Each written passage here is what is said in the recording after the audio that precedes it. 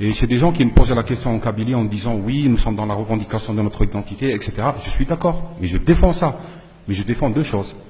Je défends les racines et les récoltes. Ça, c'est important. Les racines, on en a besoin.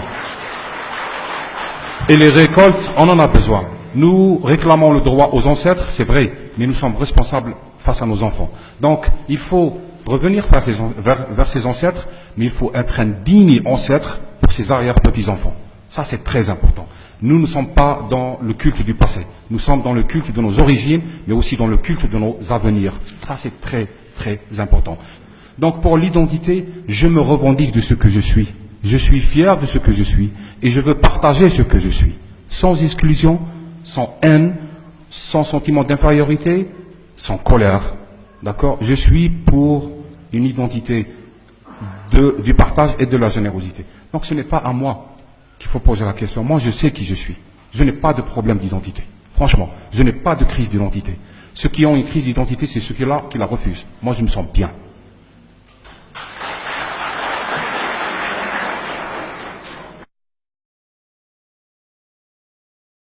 Juste pour répondre à un ami très militant qui me parlait de militantisme en Kabylie, etc., par rapport à d'autres régions qui sont dans une sorte d'indifférence. Je comprends la blessure de cette région. Je comprends qu'est-ce que c'est lutter, payer de sa vie et arriver à être ignoré par autrui. Je le comprends. C'est blessant. Moi, je fais partie de cette génération d'Algériens. Il ne faut pas l'oublier. Moi, j'ai été sauvé par ça, par des livres. Mais beaucoup d'Algériens, nous avons été biberonnés à quoi? À dire que la Kabylie, c'est pas des Algériens, ils sont contre l'islam. C'est des générations, c'est des conditionnements, c'est des propagandes, c'est la télévision, c'est des médias. C'est pas évident pour que les autres comprennent.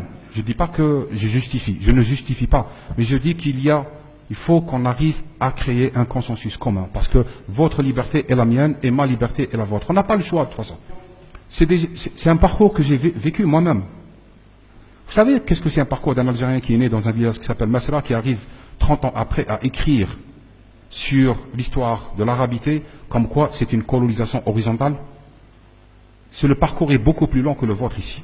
D'accord? Si vous avez fallu 10 km, il m'a fallu 300 pour arriver à cette conclusion. Pour tous. Berah, un des militants que j'ai rencontré à Bjaïa, qui m'a bouleversé par sa sincérité. Pourquoi? J'ai senti en lui la quête de l'apaisement et de la solution, pas de la confrontation. Il m'a dit une phrase, je ne la mérite pas, que ce soit clair, mais il m'a dit une phrase qui m'a touché. Il m'a dit que peut-être la solution pour la Kabylie viendra de gens comme vous, en parlant de moi. Elle viendra de l'extérieur, malheureusement. Je ne mérite pas ça, mais je me dis comme réflexion, c'est extraordinaire. Et le bonhomme m'a ému jusqu'aux larmes, parce qu'il était au-delà de la rancune. Je sais que ce n'est pas évident, je le sais très très bien. Mais on n'a pas le choix. Nous aurons et nous avons déjà des enfants. Il faut les sauver.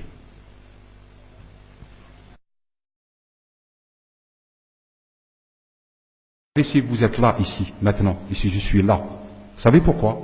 Parce qu'il y a des gens qui ont payé il y a une génération ou deux, et c'est honteux de ne pas profiter ce pourquoi ils ont payé avant. Dire que la liberté, ça ne s'offre pas, jamais. C'est quelque chose qui se construit et qui s'arrache. Et ce que vous faites, comme je disais tout à l'heure, c'est dû au sacrifice des anciens. Et ce que vous faites maintenant profitera aux générations futures. Rien ne se perd en matière de liberté. Donc, je déteste cette histoire d'autorisation d'ailleurs, ça me met en colère. C'est-à-dire je demande une autorisation pour exercer ma citoyenneté chez moi. Je ne comprends pas. Ça me met en colère, je refuse. Je n'ai pas besoin d'un visa dans mon pays. Clair, net et précis.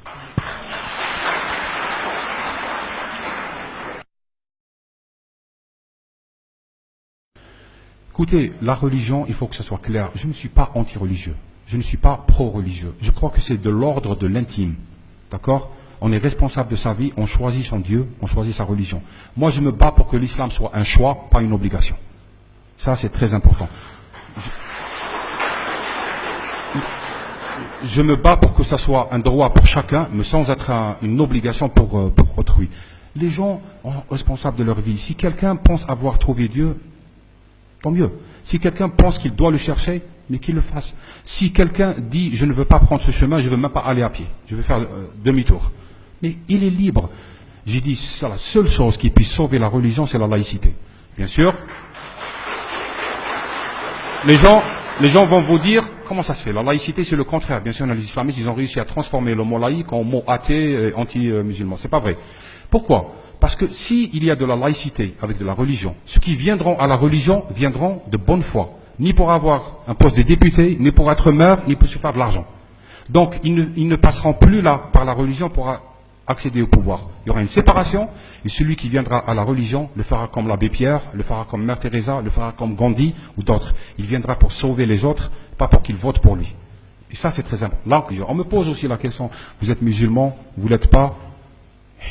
Je déteste répondre à cette question. Non pas par lâcheté, je gère. Parce que ça vous concerne en quoi? C'est un choix c'est un choix intime. Ça ne doit même pas être une question. C'est un choix intime. Mais c'est un choix qui s'arrête ici. Dès qu'il dépasse la maison, il devient autre chose. J'ai donné l'exemple aussi et je clôt cette question sur le religieux. J'ai dit, tout le problème du radicalisme, c'est le pari pascalien islamiste. Vous savez, le pari de Pascal, le grand philosophe français, qu'est-ce qu'il dit? Il dit, je crois. Si c'est vrai, je gagne. Je perds. Mais si c'est faux, je perds rien. Ce qui est un bon deal. Le pari pascalien radicaliste, qu'il soit islamiste ou autre, il dit, je crois. Et vous devez croire avec moi. Parce que si c'est vrai, les deux on gagne. Mais si c'est faux, je ne serai pas le seul à perdre. Donc,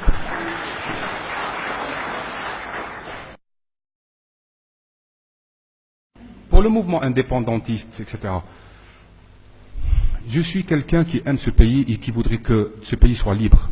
Tout ce pays. Mais je déteste le centralisme politique, je déteste le régime jacobin qui veut que c'est Alger qui gouverne. Je suis pour qu'il y ait des autonomies. Franchement, que ce soit de l'ordre fiscal, de l'ordre économique, parce que c'est ce qui nous permettra de nous exprimer, de laisser les gens exercer leur liberté, d'affirmer et de soutenir leur culture et qui va les enrichir les uns les autres. Le centralisme n'a jamais créé l'unité. Il crée la crispation. Il provoque la réaction. Vous voyez, c'est-à-dire ce qu'on veut faire, on obtient le contraire. Qu'il y ait ici ou ailleurs des gens qui se plaident pour une autonomie, franchement, je suis pour. Je le dis. Qu'il y ait, j'y arrive, qu'il y ait des gens qui vont vers une sorte de mouvement radical indépendantiste, je suis contre. Pourquoi? Qu'est-ce qu'on veut? J'ai dit à quelqu'un qui m'a dit, écoutez, vos ancêtres voulaient la liberté pour tout le pays. Vous êtes peu ambitieux. Vous voulez juste un morceau. Ça ne m'arrange pas. Moi, je voudrais que la liberté soit pour tout le monde. Moi, je pense qu'on a assez payé. Il faut qu'on aille vers des solutions qui sauvent nos enfants. Il ne faut pas qu'on aille des solutions qui sauvent uniquement nos ancêtres. Le problème chez nous, ce n'est pas d'arabiser, entre guillemets, ou de franciser, etc. Je pense que c'est un faux débat. Le monde est à prendre. Il faut conquérir ce monde-là. Il faut construire. Il faut s'enrichir. Il faut bâtir des choses, etc. Avec les gens, un menuisier qui ne sait rien faire, mais qui te dit, écoutez, moi, je travaille juste avec cet instrument, M. Hada. Je veux de la marque allemande, mais ce n'est pas la marque italienne. Et il passe 25 ans à vous dire entre la marque allemande et la marque italienne, et il ne fait rien. C'est ça le débat sur l'arabisation ou pas. Et si fabriquez-nous des Boeing, que ce soit en arabe ou en anglais ou là en hébreu. Marchez sur la lune, mais n'importe quelle langue, mais faites-le. Que nous soyons des pays puissants et souverains, que nous soyons des pays forts et des pays dignes. Donc, pour revenir à cette question d'arabisation, c'est l'usage qu'on en a fait. On en a fait un usage politique, on en a fait un usage d'exclusion, on en a fait aussi un usage d'abrutissement. Ça, c'est ma conviction. Ce n'est pas un jugement porté sur une langue, loin de là. Pour que les choses soient claires, c'est l'usage qu'on en fait. Vous savez, vous prenez un couteau de cuisine, vous pouvez tuer avec. Et vous pouvez préparer votre repas avec. Donc, l'idée sur les langues, j'aime pas cette fétichisation stérile du débat linguistique. Produisons. Oui, la langue qu'est-ce que tu as écrit? Qu'est-ce que tu as produit? Qu'est-ce que tu as fait? Qu'est-ce que tu as traduit? Un jour, et l'histoire, elle est vraie. Mon fils, qui a 15 ans maintenant, il y a 5 ans, il m'a posé une question. Il a dit, papa, pourquoi apprendre autant de langues? C'est fatigant. Et les enfants sont sensibles à l'image. D'accord? Il ne faut pas être une analyse à 15 minutes. Juste une phrase, ça suffit. Je lui ai dit, les langues, c'est comme des fenêtres. Plus il y en a, plus la maison est éclairée. C'est aussi simple que ça. Donc l'arabité, elle m'appartient, je ne lui appartiens pas. Ce n'est pas une nationalité, c'est un patrimoine, ce n'est pas un matrimoine. Là, les choses sont claires, nettes et précises.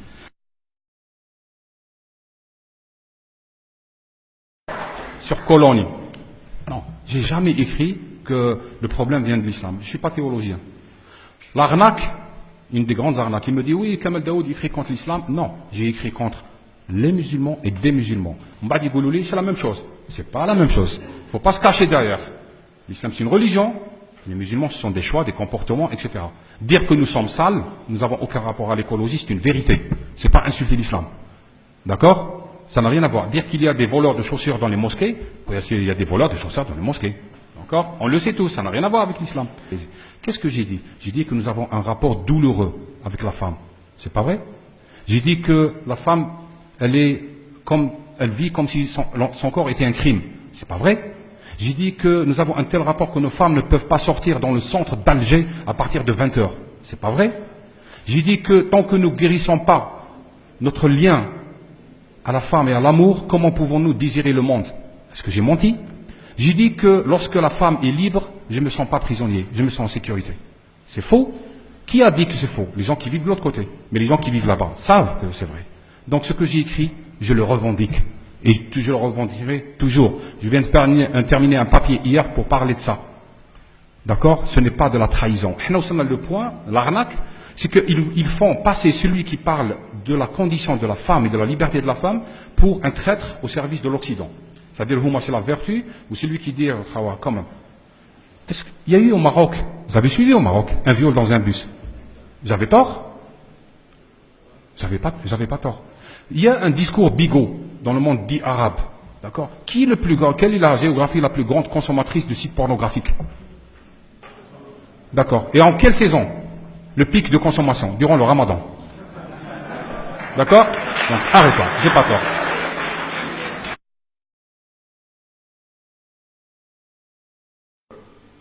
Entre menaces salafistes et menaces du système, c'est la même. Les uns enfantent les autres, c'est leurs enfants, les salafistes. Un jour, on m'a dit, en France, on m'a dit, vous savez, les soulèvements dans le monde dit arabe ont donné les islamistes. J'ai dit non, les islamistes, c'est les enfants des dictateurs. Ils les nourrissent, ils les logent, ils leur donnent des journaux, ils leur donnent de l'argent, ils les laissent parler, ils ne leur demandent pas d'autorisation, c'est leurs enfants, c'est pas les nôtres. Il y a un deal. Le deal, c'est quoi actuellement avec ce bigotisme islamo-populiste actuel? C'est qu'on laisse l'espace public aux conservateurs, ils s'occupent de la femme, de mademoiselle, qu'est-ce qu'elle porte pas de la corruption, pas de l'écologie. Ou le fou, on prend la rente, c'est-à-dire on vous laisse la population, vous la matraquez, on prend le. Il y a un deal. Les uns, c'est le papa, l'autre, c'est le fils. D'accord? Donc, je vois pas de différence. Enfin, je vous jure que je vois pas de différence entre la moustache et la barbe.